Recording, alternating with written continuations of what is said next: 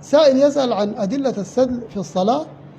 السدل في الصلاة أصلا هو السدل هو إرسال اليدين، واسمه العلمي الصحيح هو الإرسال وليس السدل.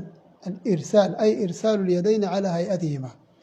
فالإمام مالك أورد أكثر من 16 حديث في كتابه الموطأ في القبض، ولكنه حينما تعقبها تكلم فيها جميعا إلا حديثين، وثبت أنهما للتخصيص من صيغة العبارة اللغوية، كقوله صلى الله عليه وسلم: نحن معاشر الأنبياء أمرنا أن نضع ميامننا على مياسرنا في الصلاة.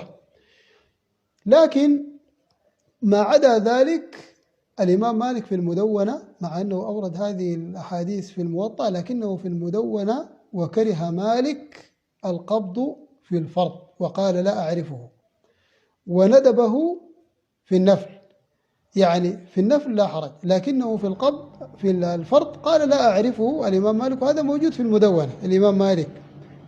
طيب، الراوي إذا روى وخالف ما روى لأمر استبان له من قوة الأدلة، يبقى الإمام مالك روى هذه الأدلة وخالفها، فالعبرة بالعمل وليست بالقول، لأنه استبان له أمر آخر، فاستبان له أن هذه الأحاديث متكلم فيها، هذه واحدة.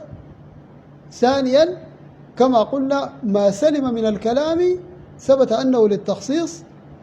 ثالثا، ربما يحتج محتج ويقول أن أحاديث القبض ثبتت في البخاري، صحيح، أحاديث القبض ثبتت في البخاري، ولكن عارضتها أحاديث صحيحة وهي متأخرة عنها. أحاديث البخاري متقدمة وأحاديث الإرسال متأخرة، كحديث أبو داود في سنن أبي داود، وهو حديث صحيح، حديث أبي حميد الساعدي، وهو حديث طويل، قال: أنا أعرفكم بصلاة رسول الله صلى الله عليه وسلم، فتجادل الصحابة معه وقالوا: لم تكن أكثرنا صحبة ولا معرفة به، ثم قالوا له: أعرض ما عندك، فحينما عرض ما عنده قال: كان رسول الله صلى الله عليه وسلم إذا قام إلى الصلاة رفع يديه حذو منكبيه ثم أرسلهما إرسالا حتى يقر كل عضو في موضعه.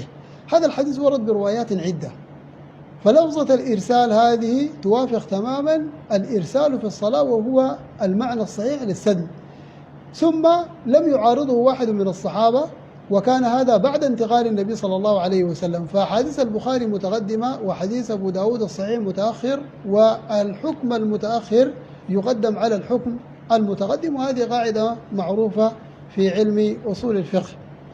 ثم عمل أهل المدينة الذي يعني استند عليه الإمام مالك، وهو أيضا حجة كما قلنا، لا نريد الاستطراد في الاستدلال، لأنه من أراد أن يعرف الاحتجاج بعمل أهل المدينة فليذهب إلى مراجع علم أصول الفقه، وهو دليل معتمد لا داعي للتفصيل فيه.